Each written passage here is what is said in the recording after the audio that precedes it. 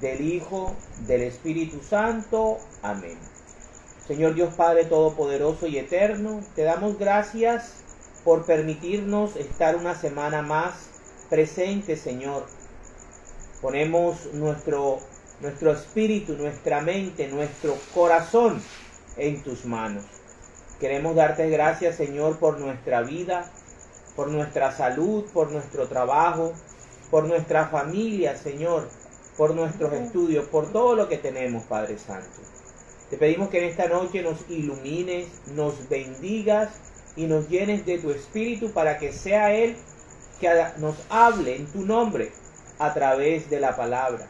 Que sea el Espíritu Santo el que nos guíe, el que nos oriente y nos bendiga. También le pedimos la presencia de la Santísima Virgen María para que nos cubra con su manto sagrado y nos proteja de todo mal. A los santos arcángeles, San Miguel, San Gabriel y San Rafael también les pedimos la protección y el acompañamiento. Tú eres el Rey, el Santo, el Poderoso, oh Dios Padre Celestial. Tú eres nuestro Rey, Señor y Salvador, Jesucristo. Ven, Espíritu Santo, en esta noche y bendice, Señor, a nuestros gobernantes, al Papa Francisco, a todos los sacerdotes del mundo, y envíanos sacerdotes santos, muchos sacerdotes santos. En el nombre del Padre, del Hijo, del Espíritu Santo. Amén. En el día de hoy vamos a estudiar el capítulo número 10 del libro de Deuteronomio, que se titula La Alianza Renovada. Entonces el Señor me dijo: corta tú mismo 2 tablas de piedra iguales a las primeras, y haz también un cofre de madera, y sube al monte para hablar conmigo. Yo voy a escribir en esas tablas las mismas palabras que estaban escritas en las primeras, las que tú rompiste, y las guardarás en el cofre. Hice pues un cofre de madera de acacia, y corté las 2 tablas de piedra, y subí con ellas al monte. Y el Señor escribió en las tablas los 10 mandamientos, tal como lo había hecho la primera vez que les habló a ustedes en el monte, de en medio del fuego, cuando todos estábamos reunidos. Me las dio, y yo bajé del monte. Luego puse las tablas en el cofre, tal como el Señor me lo había ordenado, y todavía están ahí. Los israelitas partieron de Berot Bene Jacán y se dirigieron a Moserá. Allí murió Aarón y fue sepultado, y su hijo Eleazar ocupó su lugar como sacerdote. De allí salieron para Gudgoda, y de Gudgoda fueron a Jobatá, región en la que abunda el agua. Fue entonces cuando el Señor escogió a la tribu de Leví para que llevara el arca de la alianza del Señor y estuviera en su presencia para ofrecerle culto y dar la bendición en su nombre, como lo siguen haciendo hasta hoy.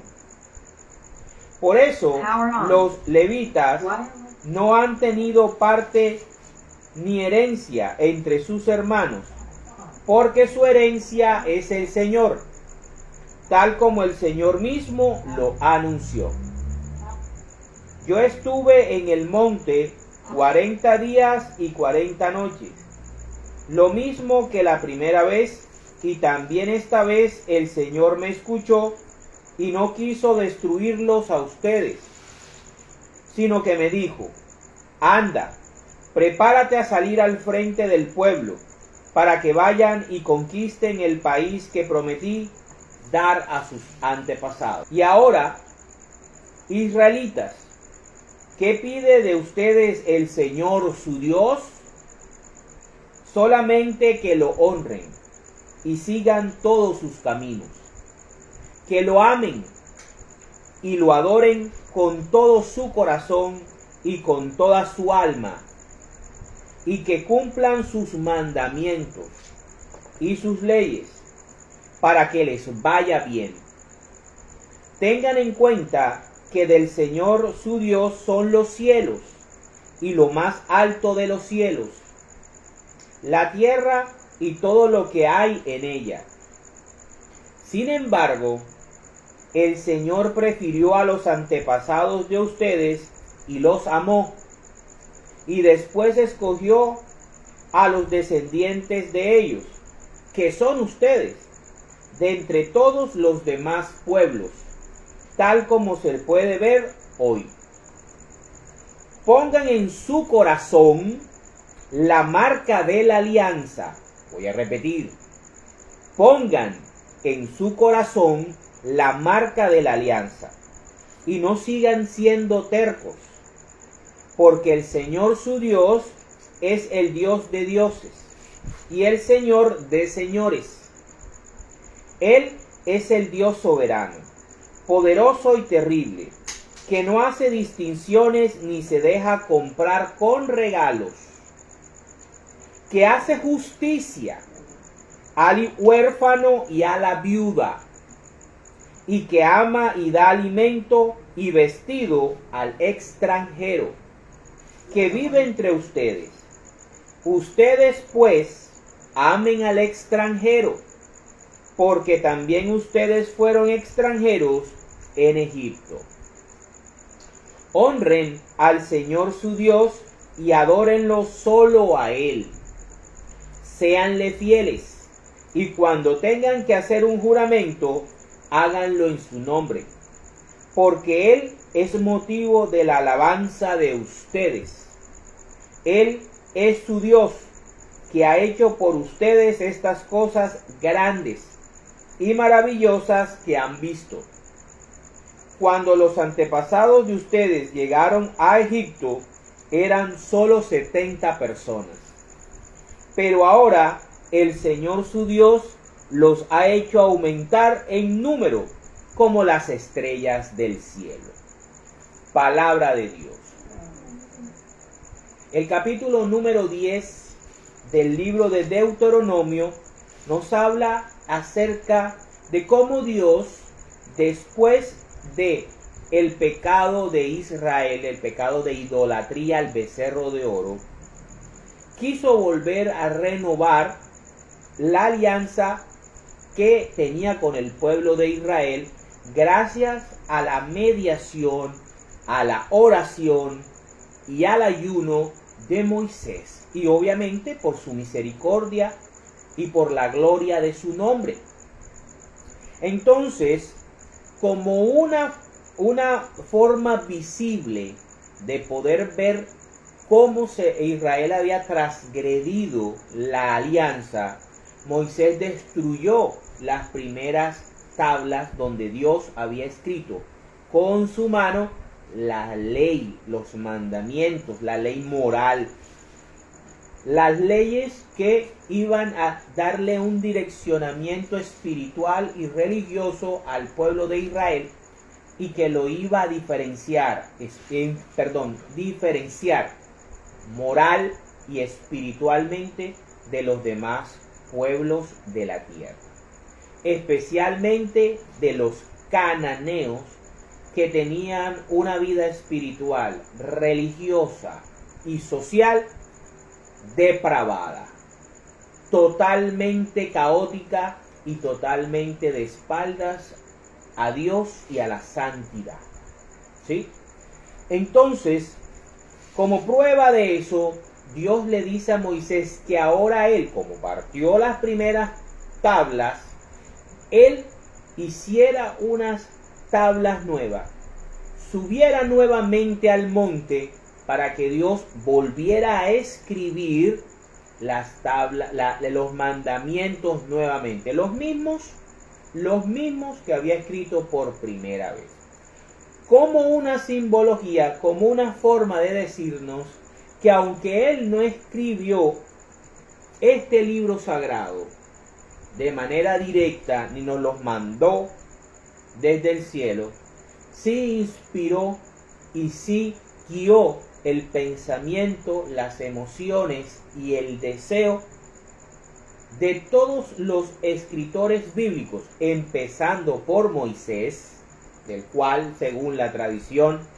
son los 5 primeros libros, y así sucesivamente profetas, ¿verdad? Evangelistas, apóstoles, para que el pensamiento y el deseo de Dios, Padre, Hijo y Espíritu Santo, pudiese quedar escrito, y toda su sabiduría, lo que querían ellos para nosotros, pudiese estar aquí escrito y disponible para nosotros los cristianos católicos, ¿verdad?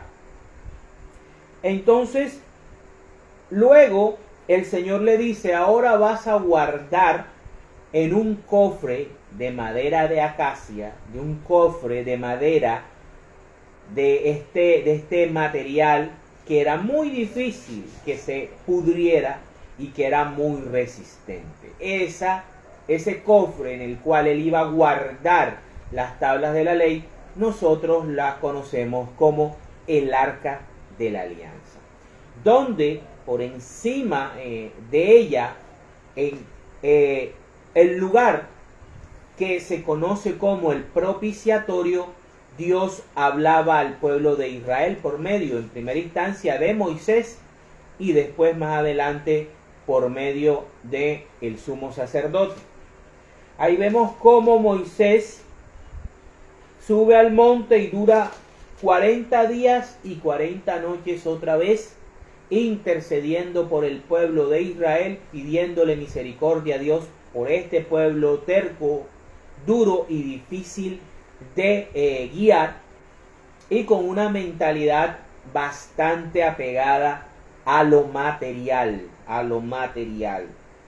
Muy difícil el pueblo de Israel y con la primera alianza, porque ellos verdaderamente nunca lograron poner sus ojos como nación. Obviamente hubo muchos israelitas santos, justos, a lo largo del plan de salvación, que sí lograron poner sus ojos, su mirada en el cielo, en la verdadera tierra prometida. Pero la mayoría no, y por eso fue que fueron muy infieles a la alianza de Dios, no fueron capaces de poder entender que ellos eran llamados a ser el pueblo sacerdotal de Dios, el pueblo diferente espiritual y religiosamente, el pueblo de la moral que viene del Dios verdadero, el pueblo justo y misericordioso, el pueblo compasivo. Ese era realmente el llamado que Dios le había hecho a los descendientes de Abraham, de Isaac y Jacob.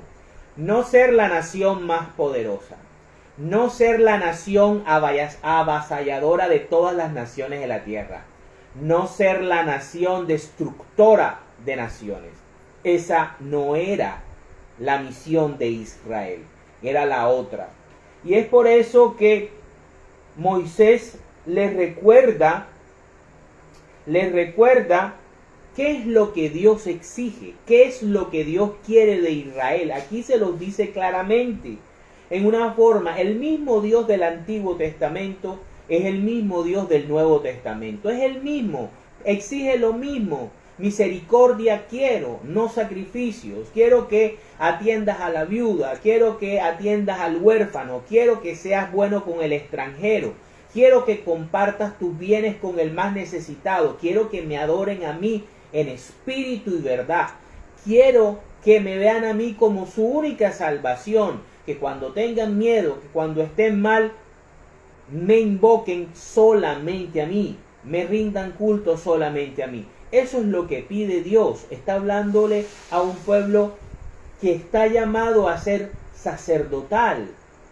No solamente la tribu de Leví, como nos dice el capítulo, que fue escogido la tribu de Leví como la tribu sacerdotal para que le rindiera el culto a Dios, que estaban separados. Mire qué hermoso. Ellos no tenían, eran digamos, la tribu más afortunada, porque estaban más cerca de Dios, porque eran los que servían a Dios de manera directa, porque eran los encargados de custodiar el arca de la alianza, donde estaba la ley de Dios, donde estaba la palabra de Dios escrita con el dedo de Dios. Eran tan afortunados que Dios les había dado, no les había dado tierras para que no fueran apegados a lo terrenal, sino que vivieran siempre mirando hacia la providencia divina. Para eso fue llamado la tribu de Leví, para que ellos no se quedaran arraigados en la tierra de Canaán, en las posesiones terrenales, sino que fueran capaces de preparar al pueblo, de mantener el pueblo virando hacia la tierra realmente prometida, que era el cielo, lo que había visto Abraham, lo que había visto Isaac, por lo que había luchado Jacob, ¿sí?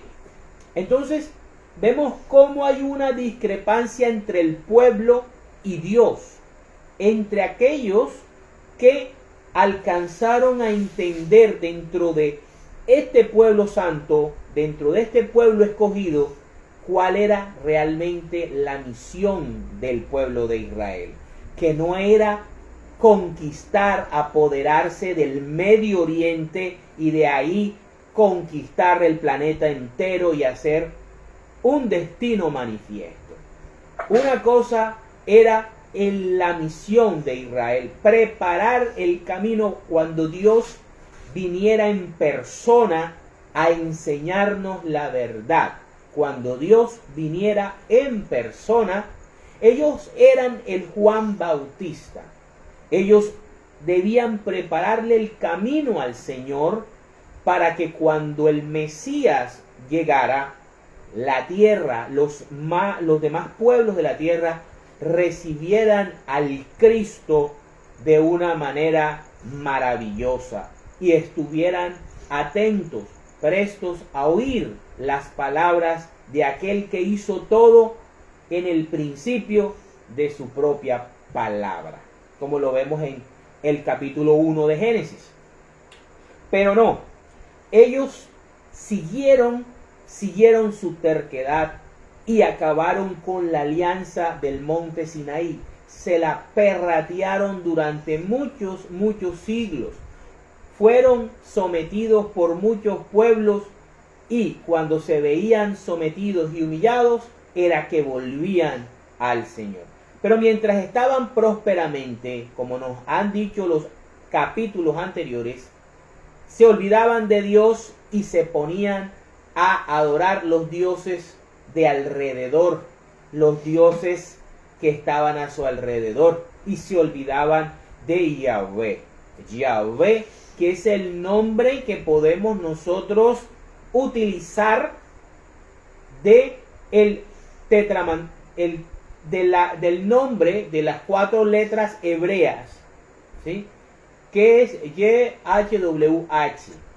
La palabra Jehová no existe. La palabra Jehová es un invento alemán, como lo fue Martín Lutero. Jehová no existe. Eso no es el nombre de Dios. Ojo con eso, ¿sí? Ahora, nuestro Señor Jesucristo nos enseñó a llamarlo Padre. El nombre que debemos tomar para dirigirnos a Dios es Padre. Cuando no nos estamos refiriendo a la segunda persona, que es nuestro Señor Jesucristo, y cuando no nos estamos refiriendo a el Espíritu Santo. Entonces vemos aquí cómo el Señor le exige, le pide al pueblo de Israel que lo amen de corazón, que lo amen, ¿verdad?, desde lo más profundo de su alma, que sean caritativos, que sean compasivos, que sean justos. En pocas palabras, que sean un reflejo del Dios que los escogió. Vemos aquí también cómo al final Él les recuerda que deben atender bien a los extranjeros, porque ellos también fueron extranjeros en Egipto, ¿sí? Y les recuerda que fue Dios quien los hizo multiplicarse. Que cuando ellos salieron de Canaán, Jacob y toda su familia fueron 70. Y cuando salieron de Gosén, cuando salieron de Egipto, eran entre 1 millón y 2 millones de seres humanos. Solamente basta decir que Dios lo único que pide es que se coloquen la marca, pongan en su corazón la marca de la alianza. Y la marca de la alianza, la vamos a ver más adelante cuál es, pero principalmente es el amor que procede del Espíritu de Dios. Esa es la marca de la alianza. Aquí podemos ver cómo se habla de arca, de palabra de Dios, porque las tablas de la ley son palabra de Dios. Aquí podemos también ver la tribu de Leví y podemos ver cómo el Señor nos da la esencia de lo que Él quiere de nosotros. Misericordia quiero, no sacrificio. Eso es lo que Él quiere, para la gloria de Dios. En el día de hoy, en los textos auxiliares, para poder ampliar mucho más lo que estamos viendo, vamos a dividirlo en 3 partes. La primera va a ser una alianza de boca y sin corazón. Vamos a ver cómo Dios se da cuenta que el pueblo es una religión superficial, cuando Él desde el principio está exigiendo una religión del corazón. Y vamos a ver también más adelante qué es el corazón y por qué es tan importante. Vámonos a el libro de Malaquías. El libro de Malaquías, capítulo 3, versículos del 1 al 18, y vamos a ver realmente cómo Dios, para qué pide Dios el diezmo realmente. No es para alimentar o para enriquecer a los pastores y las pastoras, ¿sí?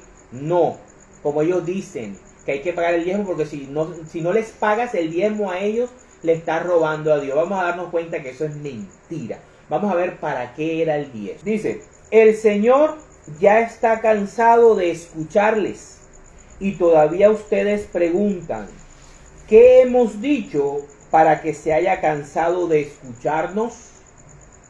Pues ustedes han dicho que el Señor le agradan los que hacen lo malo y que está contento con ellos. Ustedes no creen que Dios sea justo. Comenzamos desde aquí. En Israel había mucha gente, muchas personas desanimadas porque veía que el malo, el injusto, el perverso, el corrupto le iba bien.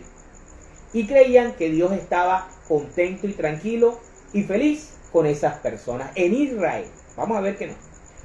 El Señor Todopoderoso dice, voy a enviar mi mensajero a quien ustedes están para que me prepare el camino. Ese es Juan Bautista.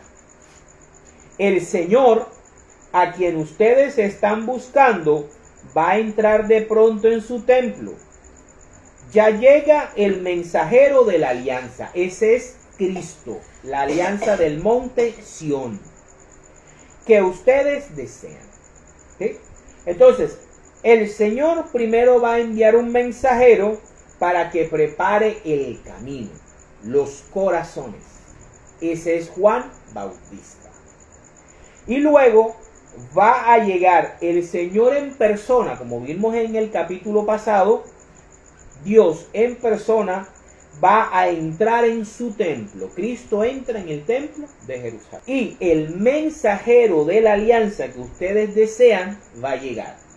Esa alianza no es la alianza del monte Sinaí, es la alianza del monte Sión.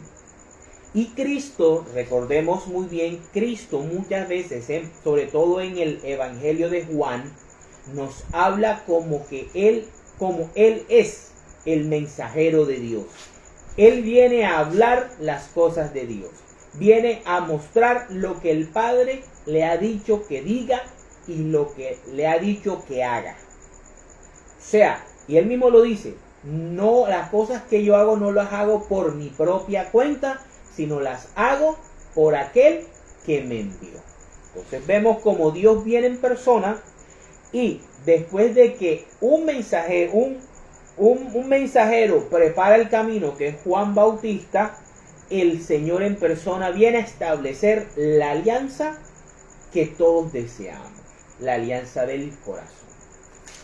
Dice, pero ¿quién podrá resistir el día de su venida? ¿Quién podrá entonces permanecer en pie? Pues llegará como un fuego. Jesús llega como el poder, la palabra de Jesús era como el fuego que quemaba. Para purificarnos, será como un jabón que quitará nuestras manchas en la cruz del Calvario. El Señor se sentará a purificar a los sacerdotes, los levitas, los descendientes de Leví, como quien purifica la plata y el oro en el fuego.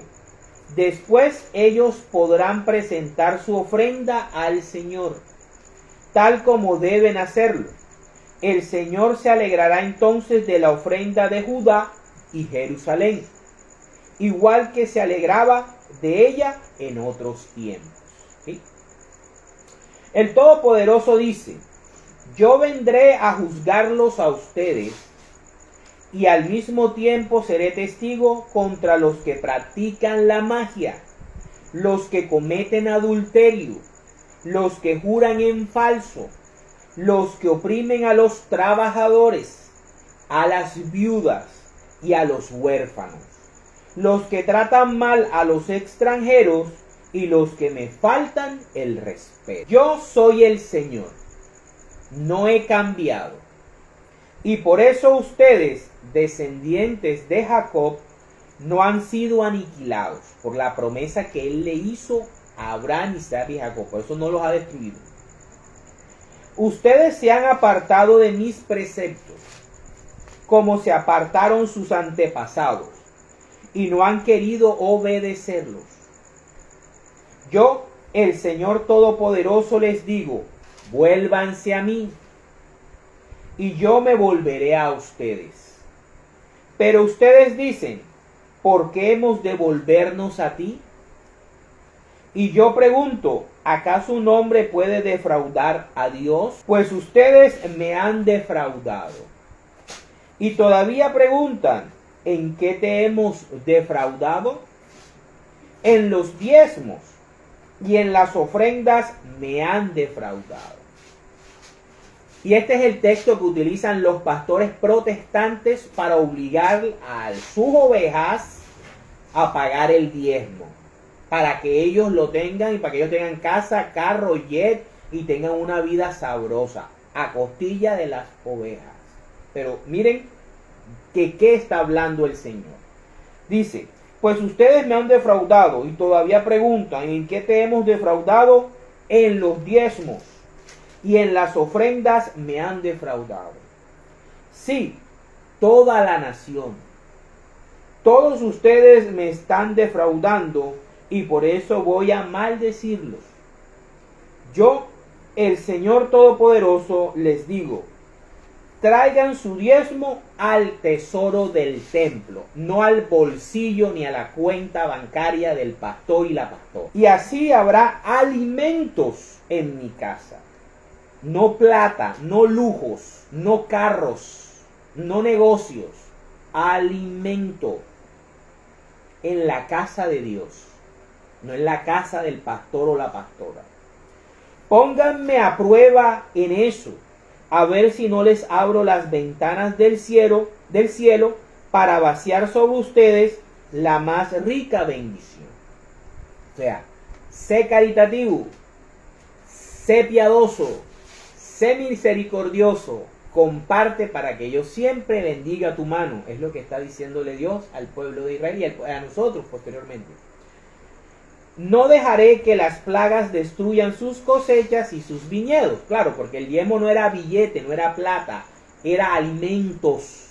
era alimentos, no era plata, no era pásame anequi, no, era sobre los viñedos, sobre las cosechas, para que hubiese alimento. ¿Para quién? Todas las naciones les llamarán dichosos, porque ustedes tendrán un país encantador. Yo, el Señor Todopoderoso, lo he dicho.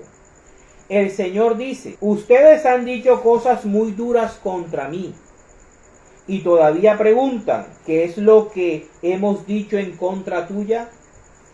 Esto es lo que han dicho: servir a Dios es cosa inútil. ¿Qué provecho sacaremos de hacer lo que Él manda? ¿De andar vestidos de luto delante del Señor Todopoderoso? Nosotros hemos visto que los orgullosos son felices, que a los malvados les salen las cosas bien, que a los que ponen a prueba a Dios y no reciben ningún castigo. Los que honran a Dios hablaron entonces entre sí, y el Señor escuchó con atención lo que decían, y en presencia del Señor se escribió un libro, en el cual se recordaba a los que honran al Señor y lo toman en cuenta.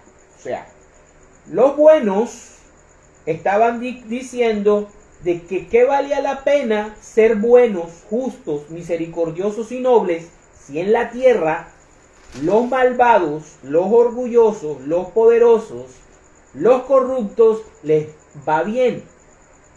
Ofenden a Dios y no les pasa nada. Dios en el cielo escucha y escribe, o se hace un libro donde se escribe el nombre de aquellos hombres y mujeres que sí respetan a Dios y que sí hacen la voluntad de Dios. Vamos a ver más adelante para qué. Aquí estamos viendo en el Antiguo Testamento la base de los santos. Estamos hablando de los santos. Aquellos que, aun siendo pecadores, hacen la voluntad de Dios y Dios los reconoce. Los escribe en un libro en el cielo. Está aquí, Malaquías. El Señor Todopoderoso dice: estoy preparando un día en el que ellos volverán a ser mi pueblo. Como un padre se compadece del hijo que le sirve, así tendré yo compasión de ellos. Entonces ustedes se darán cuenta otra vez de la diferencia que hay entre el bueno y el malo, entre el que adora a Dios y el que no lo adora. Palabra de Dios. Entonces, montamos las bases de los santos de Dios. Dios escribe un libro, tiene un libro donde escribe a aquellos que en la tierra lo adoran de corazón y lo obedecen. Y como un padre misericordioso y amoroso, premia o premiará un día a aquellos hijos que hacen su voluntad. Vamos ahora a Oseas, capítulo 6, versículos del 4 al 11. Dice, la respuesta del Señor. Dice el Señor: ¿qué haré contigo, Efraín? ¿Qué haré contigo, Judá? O sea, los dos reinos en el que él dividió después de la muerte de Salomón. El amor que ustedes me tienen es como la niebla de la mañana. Desaparece con facilidad. Como el rocío de madrugada, que temprano desaparece. Por eso los he despedazado mediante los profetas. Por medio de mi mensaje los he matado. Mi justicia brota como la luz. Lo que quiero de ustedes es que me amen y no que me hagan sacrificios. El sacrificio a Dios sin amor sincero es inútil, no sirve de nada. tiene que darse con el corazón, tiene que hacerse con el corazón. ¿Sí? Lo que quiere, que me reconozcan como Dios y no que me ofrezcan holocaustos. Pero mi pueblo, lo mismo que Adán, o sea, lo mismo que la humanidad, ha faltado a mi alianza y me ha sido infiel. Galaad es una ciudad de malhechores, toda llena de huellas de sangre. Los sacerdotes son una pandilla de ladrones, puestos al acecho de la gente. Asesinan y cometen infamias en el camino de Siquem. En Israel he visto cosas horribles. Efraín se ha prostituido. Israel se ha contaminado. Y aún para ti, Judá, ya he señalado el día de tu castigo. Palabra de Dios. Entonces vemos cómo Dios sí es consciente de la maldad del ser humano. Dios es consciente de nuestra maldad y de lo que pasa a diario en el mundo. Y toma decisiones definidas. El enfrentar el juicio personal en el momento que morimos es un hecho espiritual y real que no depende si tú crees o no crees, si eres ateo o creyente, si eres cristiano o de otra religión, si eres católico o eres protestante. Después de la muerte ya no hay tiempo para cambiar tu decisión de vida. Tiene que ser ahora, hoy. Y lo mejor es escoger hacer la voluntad de Dios, amar a Dios de corazón. Aunque no lo veas, la naturaleza te lo revela. El sentido común te lo revela. La iglesia te lo revela. La historia te lo revela. Entonces es importante ver cómo Dios también se hastea de la maldad. Y cuando ya la maldad llega a un límite de la paciencia de Dios, el Señor juzga. Vamos ahora a ver a Ezequiel. ¿Qué pasó en el Antiguo Testamento?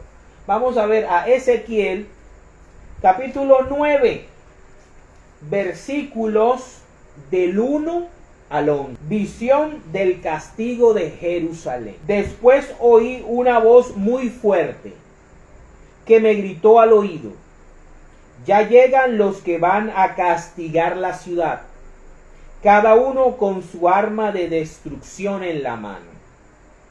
Vi entonces que 6 hombres, 6 simboliza que no es la plenitud, porque si fuese la destrucción total de Israel y de Jerusalén, fueran 7.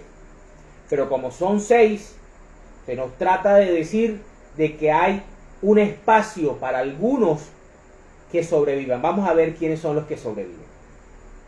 Vi entonces que 6 hombres entraban por la puerta superior que da al norte, cada uno con un mazo en la mano.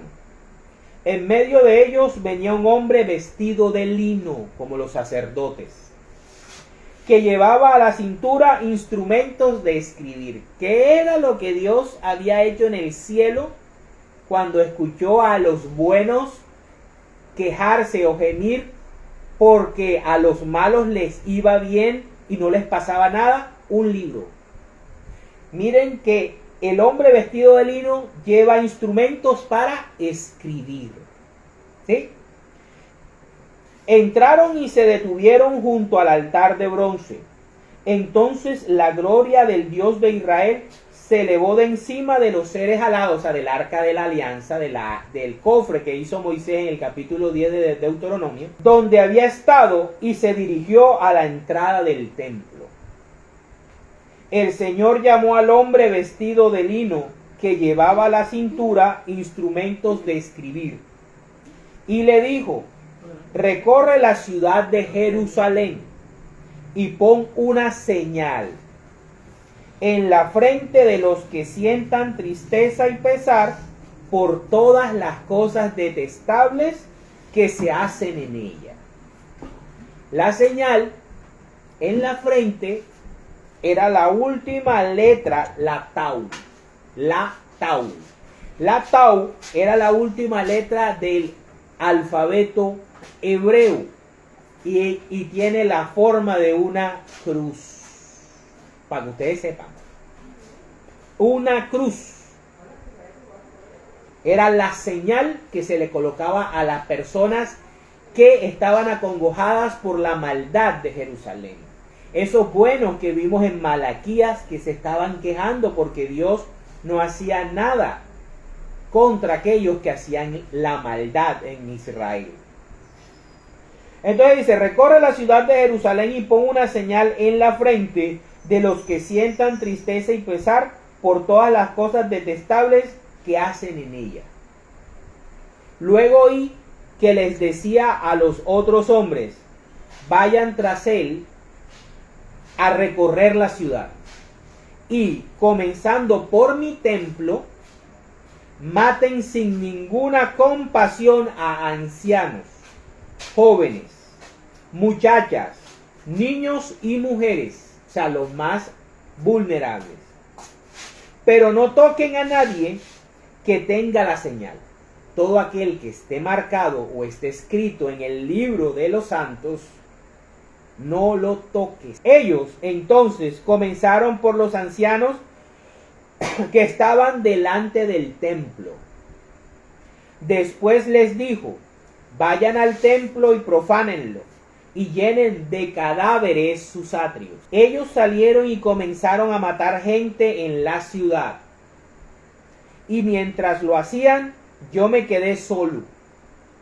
Entonces me incliné hasta tocar el suelo con la frente.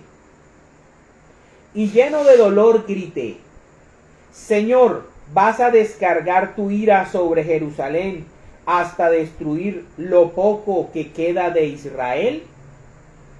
El Señor me respondió, el pecado del pueblo de Israel y de Judá es muy grande.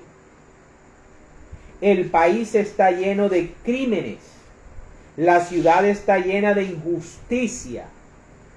Piensan que yo he abandonado al país y que no veo lo que hacen. Pues no voy a tener ninguna compasión de ellos, sino que les voy a pedir cuentas de su conducta. A cada uno nos van a pedir cuentas de nuestra conducta.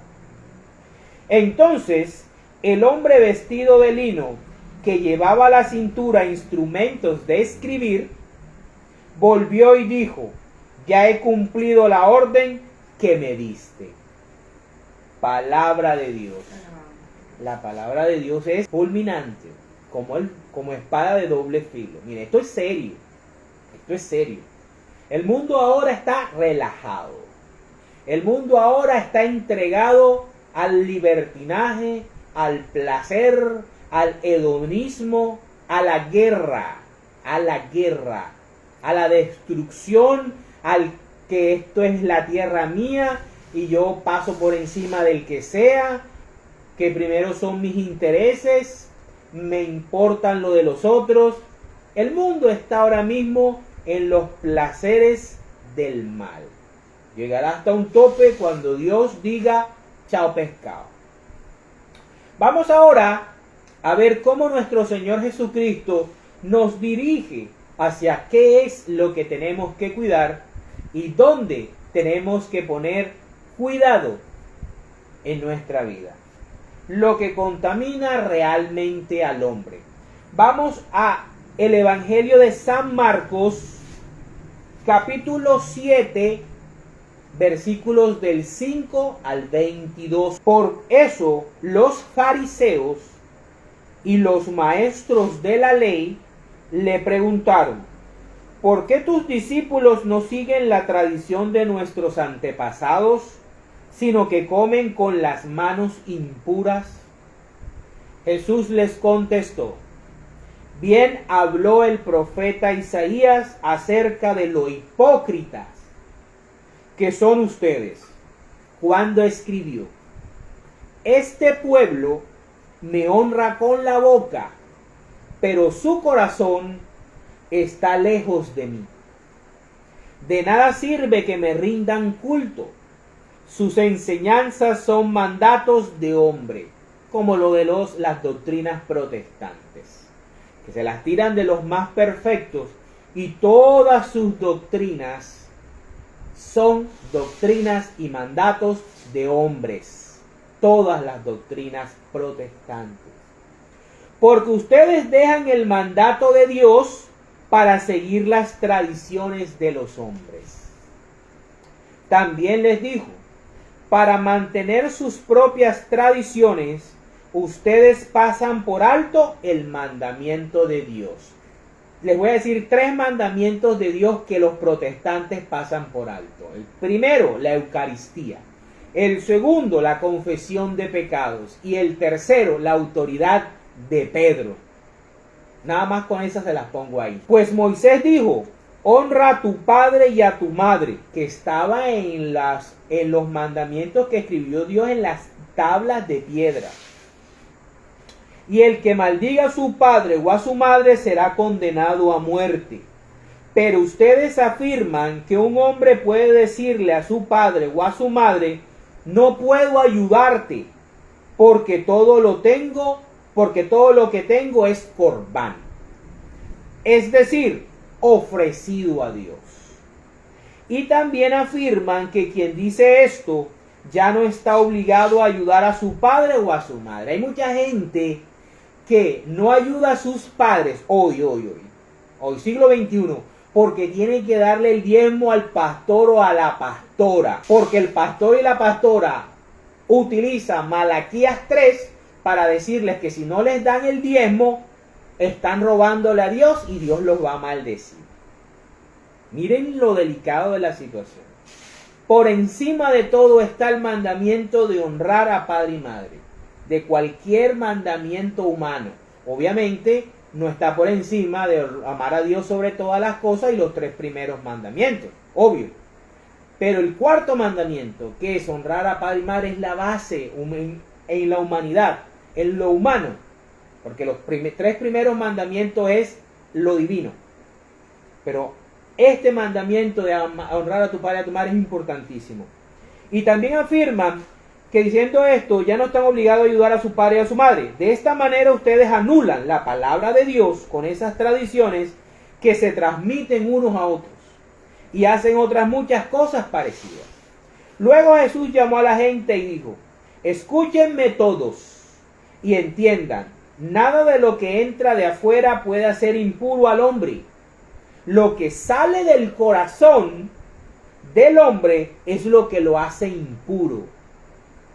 Cuando Jesús dejó a la gente y entró en la casa, sus discípulos le preguntaron sobre esta enseñanza. Él les dijo, ¿así que ustedes tampoco lo comprenden?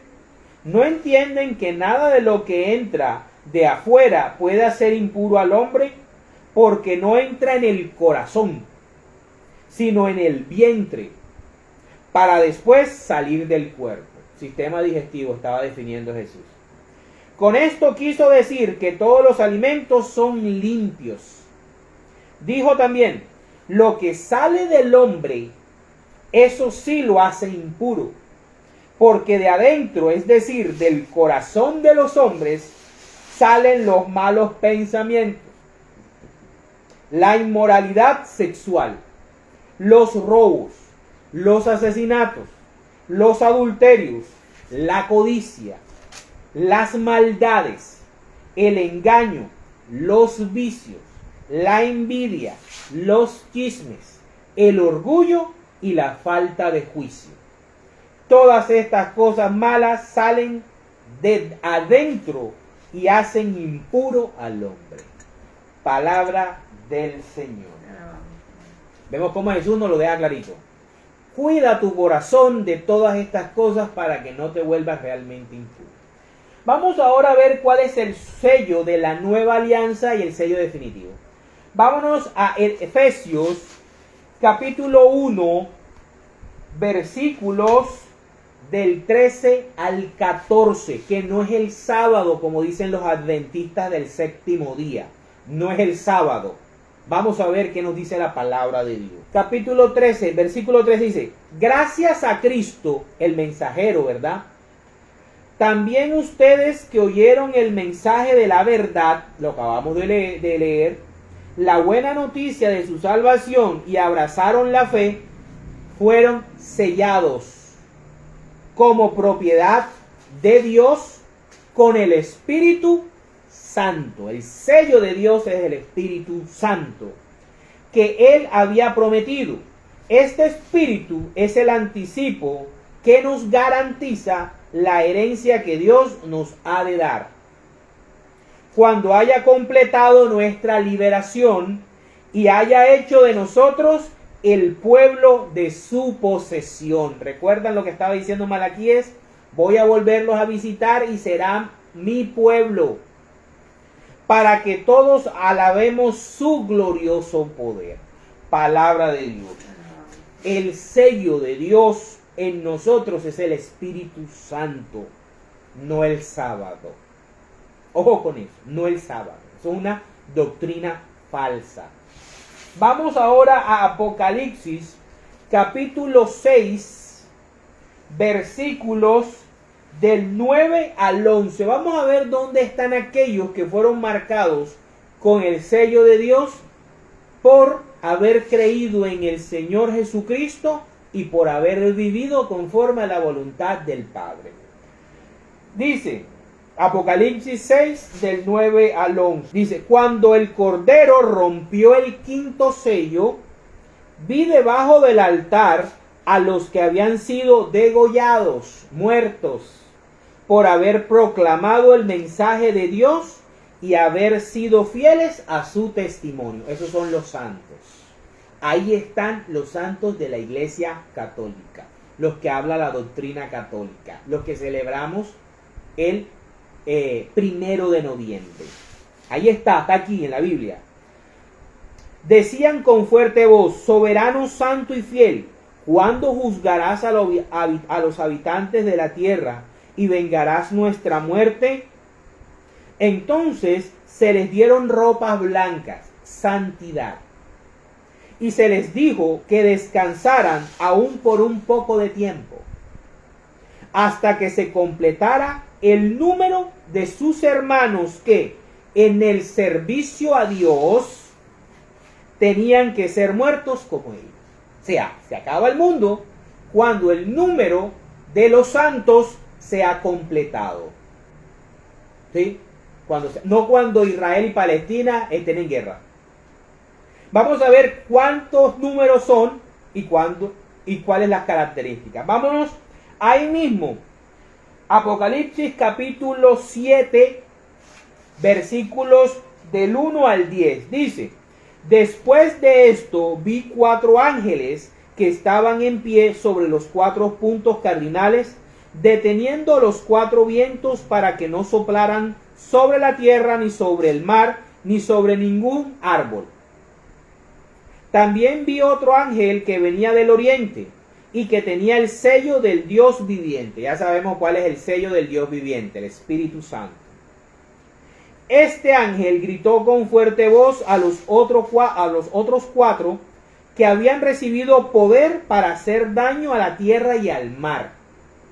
No hagan daño a la tierra, ni al mar, ni a los árboles, mientras no hayamos puesto un sello en la frente a los siervos de nuestro Dios. Lo mismo que pasó en Jerusalén, en Ezequiel 9. Y oí el número de los que así fueron señalados: 144,000 de entre todas las tribus de Israel. Fueron señalados 12,000 de la tribu de Judá, 12,000 de la tribu de Rubén, de Gad, de Aser, de Neftalí, de Manasés, de Simeón, de Leví, de Isaacar, de Zabulón, de José, y 12,000 de la tribu de Benjamín. Después de esto miré y vi una gran multitud de todas las naciones, no solamente israelitas, de todas las naciones. ¿A quién es? La iglesia. Razas, lenguas, pueblos, estaban en pie delante del trono y delante del Cordero, y eran tantos que nadie podía contarlos. aunque simbólicamente eran 144.000, eran tantos millones que no podían contarse. Iban vestidos de blanco, santos, y llevaban palmas en las manos. Todos gritaban con fuerte voz: la salvación se debe a nuestro Dios, que está sentado en el trono, y al Cordero. Palabra de Dios. Entonces ese es el final de los buenos. Ese es el final de los buenos. Entrar en la santidad de Dios y estar en la protección de Dios. ¿Qué quiere decir eso? Que sí vale la pena vivir conforme a la voluntad de Dios para que algún día estemos vestidos de blanco y estemos delante del trono del Todopoderoso, para la gloria de Dios. En el nombre del Padre, del Hijo, del Espíritu Santo.